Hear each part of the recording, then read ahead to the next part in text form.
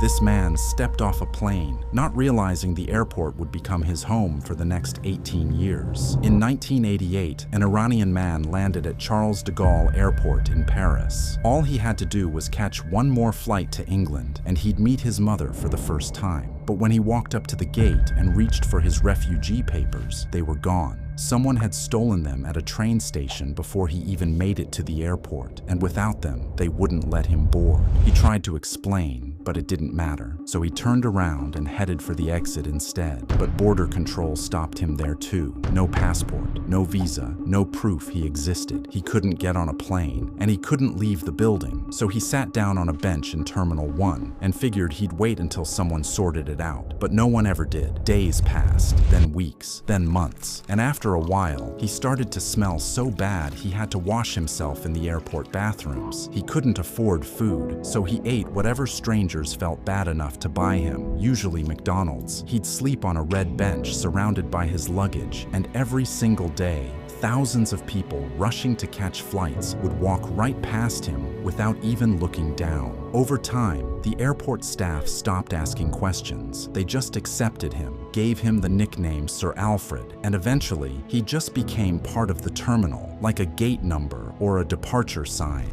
And for 15 years, that's exactly what he was. Just another fixture in Terminal 1. Until one day, a man by the name of Steven Spielberg heard his story. He paid him $250,000 and turned his life into a movie called The Terminal, starring Tom Hanks. And suddenly, the whole world knew the name of the man on the bench. But even after that, he still didn't leave. France offered him residency. Belgium offered him residency. He refused to sign the papers both times because they listed him as Iranian, and that wasn't who he believed he was anymore. Then, in 2006, after 18 years on that bench, he got so sick that they had to carry him out of the airport on a stretcher. It was the first time he'd been outside in nearly 2 decades. But as soon as he felt better, he did something no one ever could have expected. He walked right back into Charles de Gaulle, sat down in Terminal 2F, and on November 12th, he had a heart attack and died, right there in the only place that had ever felt like home. His name was Mehran Karimi Nasseri.